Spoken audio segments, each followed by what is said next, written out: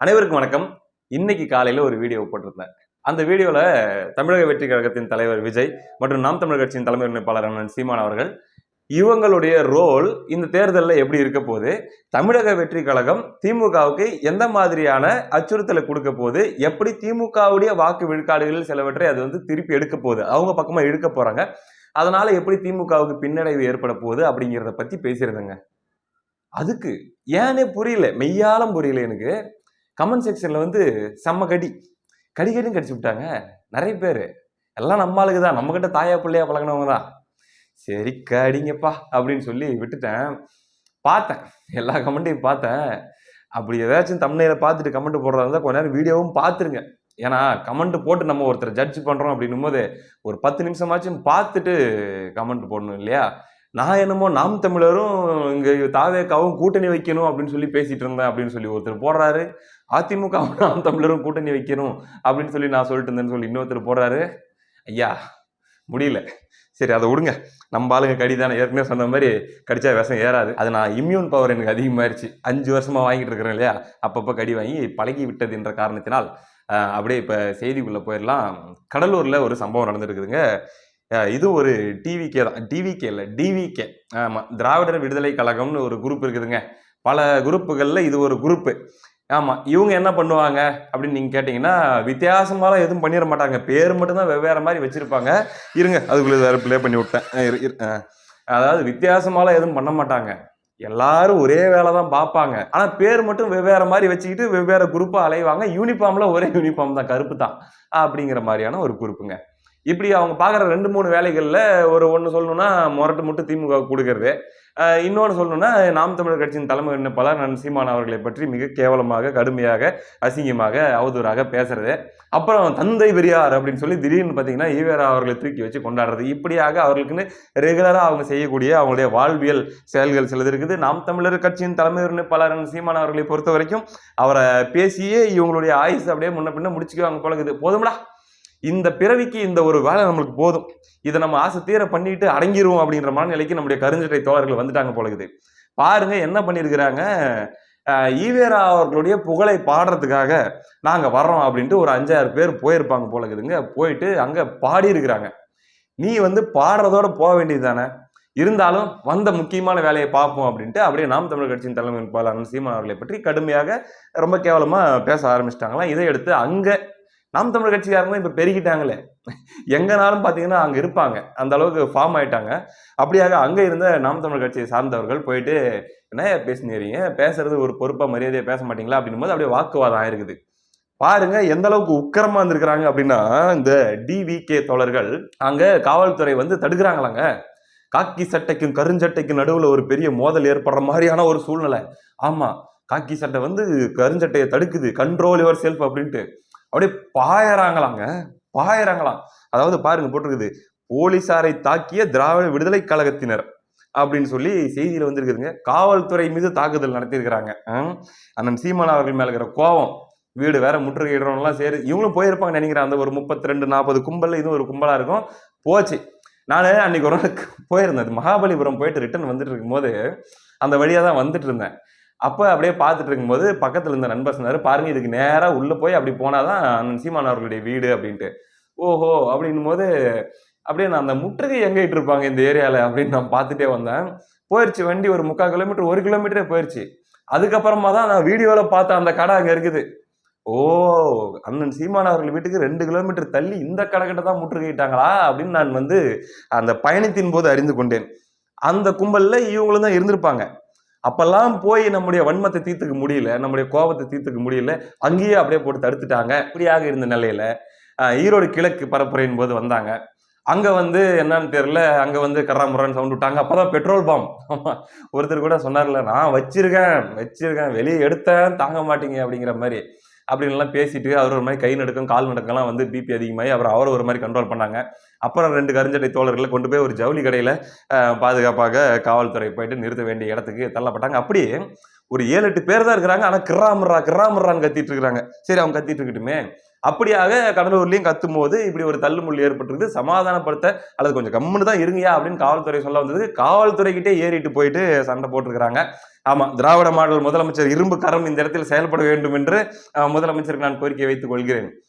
என்ன நமக்கு இந்த இடத்துல கேட்கணும் அப்படின்னு தோணுது அப்படின்னா, சரி, ஈவேரா அவர்களுடைய புகழ் பாடுவதும் திராவிட மாடல் ஆட்சியின் புகழ் பாடுறதும் அண்ணன் சீமான் அவர்களை மிக கேவலமாக கடுமையாக சித்தரிப்பதும் பேசுவதும் இவ்வளவுதான் உங்க வாழ்க்கையே இல்ல. இன்னைக்கு உங்களுடைய தோழமை உங்களுடைய தோழர்கள் அப்படின்னு சொல்லிட்டு இருக்கிறவங்க எல்லாம் காரி துப்புறாங்கப்பா. அவங்களெல்லாம் காரி துப்புறாங்கன்னா சும்மாலாம் இல்ல, கண்டமேனிக்கு காதுல கேட்க முடியாத அளவுக்கு கேடுகெட்ட அயோக்கியத்தனம் பண்ணிட்டு இருக்கிறீங்க நீங்கெல்லாம் அப்படின்னு சொல்லி. என்னையா சொல்றேன்? ஒண்ணு இல்ல, இப்ப நீங்க நக்கீரன் ஓபன் பண்ணி பாத்தீங்கன்னா நக்கீரன் டிவி, அங்கேயும் உங்க ஆளுங்க தான் இருப்பாங்க. அப்படி நீங்க புதிய தலைமுறை எடுத்து பாத்தீங்கன்னாலும் அங்கேயும் அவர் தான் இருக்காரு. கோபி நாயனார் தீவிர பெரியாரிஸ்ட், அம்பேத்கரிஸ்ட், மார்க்சிஸ்ட். அவரு மிக மோசமான பயங்கரவாத அல்லது சர்வாதிகார ஆதிக்க சிந்தனை கொண்ட கும்பல் எது அப்படின்னா இந்த பெரியாரிஸ்ட் கும்பல், திராவிட கும்பல் தான். திராவிடம் பேசுகிற இவர்கள் தான். கார்பரேட்டுக்கு ஆதரவாக அவர்கள் என்ன எதிர்க்கிறார்கள்? நான் கார்பரேட்டு கிட்ட சண்டை போட்டுட்டு இருக்கிறேன். ஒரு கிராம மக்களுடைய அவருடைய மண் சார்ந்த பிரச்சனைகளுக்காக, அவருடைய நிலம் சார்ந்த உரிமை சார்ந்த பிரச்சனைகளுக்காக நான் ஒரு கார்பரேட்டை எதிர்த்து சண்டை போட்டா அந்த கார்பரேட்டுக்கு தானே கோவம் வரணும். ஆனா இவங்களுக்கு ஏன் வருது? இவங்களுக்கு அதுவும் திராவிட மாடலுக்கு கோவம் வருது. அந்த கோவத்தை திராவிட மாடல் நேரடியா காட்டாது. திராவிட மாடலோட சேர்ந்து இருக்கிற இந்த கருஞ்சட்டைகள், பெரியாரிஸ்டுகள், நாங்கள் தீவிர இந்த கொள்கை அந்த கொள்கை பாசிச பாஜகவை எதிர்க்கிறோம் அப்படின்னு சொல்லிக்கிற இந்த கும்பல் தான் என்ன இன்னைக்கு நீலசங்கி அப்படின்னு சொல்லி இன்னும் எவ்வளவு கேவலமாக என்னை சித்தரிக்க முடியுமோ அவ்வளவு கேவலமாக சித்தரித்துக் கொண்டிருக்கார்கள். நான் 5 ஆண்டுகளுக்கு முன்பு எப்பயோ பேசின ஆடியோவை எடுத்துட்டு இன்னைக்கு பரப்பி இது என்ன ஒரு கேடுகெட்ட செயல். அண்ணன் சீமான் அவர்களுக்கு இந்த வேலையை தான் அவங்க செஞ்சாங்க. இந்த ஆடியோ கலாச்சாரம், ஆடியோ அரசியல் அது நடந்தப்போ தாவேக தோழர்கள் அதெல்லாம் கொண்டாடினாங்க. அது அந்த விஜயலட்சுமி அவர்களுடைய விவகாரத்தை வச்சு ஹேஷ்டேக்லாம் கூட ட்ரெண்ட் பண்ணாங்க. அன்னைக்கே நான் சொன்னேன், இன்னைக்கு நான் சொல்றேன், இதை பார்க்கக்கூடிய தாவேக தோழர்கள் யாராச்சும் இருந்தீங்கன்னா இந்த மாதிரியான செயல்களுக்கு மட்டும் என்னைக்கும் நீங்க ஆதரவு கொடுத்துறாதீங்க. உங்களுக்குள்ள நட்பு முரண், பகை முரண் அல்லது கட்சி மாச்சரியங்கள் அப்படிங்கிறது என்ன வேணா இருக்கலாம். ஆனா இந்த மாதிரியான செயல்களுக்கு, இந்த ஒரு பெண்ணை வைத்து ஒரு தலைவரை வீழ்த்தணும் அப்படின்னு நினைக்கக்கூடிய இந்த திராவிடத்தின் இந்த புத்திக்கு, அதே போல இந்த ஆடியோ, இந்த தனிப்பட்ட முறையில் எடுக்கப்பட்ட வீடியோக்கள் அல்லது சித்தரிக்கப்பட்ட வீடியோக்கள், வெட்டி வெட்டப்பட்டது, இந்த மாதிரியான விஷயங்கள் எதுக்குமே நீங்க உங்களுடைய காழ்ப்புணர்ச்சிக்கு அது பயன்படுமேன்னு சொல்லி பயன்படுத்திடாதீங்க. நாளை இதை விட மோசமான நிலையில் உங்கள் தலைவரை அவர்கள் கையாளுவார்கள். அதை நான் எப்பயுமே சொல்லுவேன். அதனால இந்த அதிகார வர்க்கம், திராவிட அதிகார வர்க்கம் தெளிவா சொல்றார் கோபி நாயனார். என்ன தெரியுமா? அதாவது இந்த திராவிடத்துடைய புத்தி என்னன்னா, வேற யாருமே தலைவராக வருவதற்கு திராவிடம் அனுமதிக்காது. ஒரு பட்டியல் சமூகத்தை சார்ந்தவர்களோ அல்லது வேற ஒரு சமூகத்தில் இருக்கக்கூடிய ஒரு போராளியாக இருக்கக்கூடியவர்களோ யாரோ ஒருவர் தலைவராக உருவாவதை எக்காரணத்தை கொண்டும் எச்சூழலிலும் அது அனுமதிக்காது. அதையும் தாண்டி திருமாவளவன் அவர்கள் இன்னைக்கு ஏதோ ஒரு தலைவராக உயர்ந்து நிற்கிறார் என்றால் அதற்கு பின்னாடி அவர் அவ்வளவு அவமானம் சகிச்சிருக்காரு, அவ்வளவு சகிப்புத்தன்மை, அவ்வளவு வலியை சுமந்திருக்காரு, அவ்வளவு அவமானப்படுத்தப்பட்டிருக்காரு. இவ்வளவும் தாண்டி ஏதோ அப்படி நிக்கிறாரு. அப்படிப்பட்ட கொடிய ஒரு கும்பல் தான் இந்த திராவிட கும்பல். எல்லாம் உங்களை தான். கருஞ்சட்டை தோழர்களே, தந்தை பெரியார் அப்படின்னு சொல்லி அங்க போய் புகழ் பாடுறன்னு போயிட்டு சீமான் அவர்களை பத்தி இழிவா பேசிட்டுக்கிறீங்க இல்லையா? ஆனா உங்கள் கும்பலுடைய கௌரவம் சேனலா கப்பல் ஏறுது. எந்த மக்கள் உங்களை ஆதரித்தார்களோ, எந்த மக்கள் ஆதரிச்சு உங்களுக்கு ஓட்டு போட்டாங்களோ அவங்க எல்லாம் உங்களை காரி துப்பிக்கிட்டு இருக்கிறாங்க. நீங்க உலகத்துல வேற ஏதோ ஒரு யூனிவர்ஸ்ல வாழ்ந்துட்டு இருக்கிறீங்க. ஈவேரா புகழ் பாடணும், சீமான திட்டணும், ஈவேரா புகழ் பாடணும், சீமான திட்டணும் அப்படிங்கிற மாதிரி அந்த 2 கடமைகளை செஞ்சுட்டு காலையில தின்னுட்டு மதியானம் தின்னுட்டு ராத்திரி தின்னுட்டு தூங்கினா போதும் அப்படிங்கிற மாதிரியான மனநிலையில் நீங்க இருந்துட்டு இருக்கிறீங்க. இங்க வேற உலகம் இருக்குது. உங்க கருஞ்சட்டை உலகத்துக்கு வெளியே வேற ஒரு உலகம் இருக்குது. அங்க பல கொடுமைகள் நடந்துட்டு இருக்குது. அதை பத்தி பேசுங்க. இந்த மனுஷனுக்காக குரல் கொடுங்க. என்ன தெரியுமா சொல்றாரு? சும்மா போட்டு காட்டுறேன், கேளுங்களேன் ஐயா, போட்டு காட்டிடுறேன். இது கொஞ்சம் கவனமா தான் போட்டு காட்டணும். நம்ம அப்படியே போட்டு காட்டிடக்கூடாது, அதுல ஒரு ரிஸ்க் இருக்குது. அதனால அப்படியே மொபைல்லயே நான் பிளே பண்ணி காட்டுறேன், கேளுங்களேன். எவ்வளவு அவமானப்படுத்துறேன் நீலசங்கின்னு என்ன சொல்றேன். நான் பசிக்குதுன்னு உங்ககிட்ட சொல்றேன்.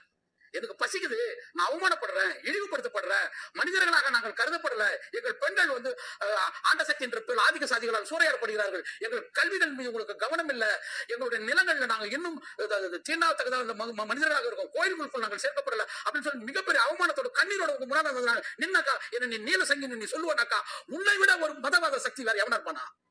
நீலசங்கின்னு சொல்றது பாஜக காரங்களோ அல்லது சனாதனம் பேசக்கூடியவர்களோ தமிழ் தேசியம் பேசக்கூடிய நாங்களோ இல்ல. நாங்கள் இல்ல.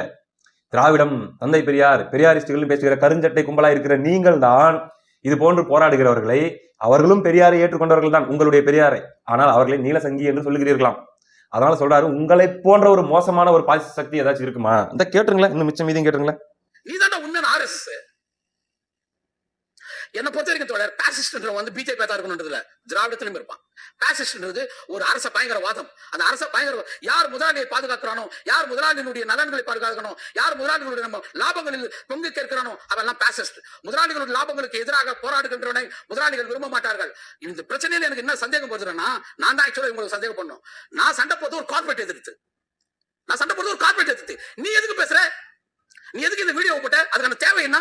அது ஒரு சமூகத்தோட தேவையை உள்ளடக்கிறதா? அந்த வீடியோ ஒரு ஆடியோ போட்டல, அது ஒரு சமூகத்தோட தேவையை அடைக்கிறதா? நீ நேரடியாக என்கிட்ட பேச முடியுமா உங்களால? ஒரு வாதம் வச்சுக்கலாமா நம்ம? நான் வாங்க உட்காருங்க, நீங்க பேசுறீங்கல்ல, வெறும் திராவிடர் கழகம் உட்காருங்க, நானும் உட்கார்றேன். தமிழகம் முழுவதும் தலித் சமூகத்துக்கு நீங்கள் என்னென்ன வேலைகள் செய்திருக்கிறீர்கள் நம்ம உட்கார்ந்து பேசுவோமா?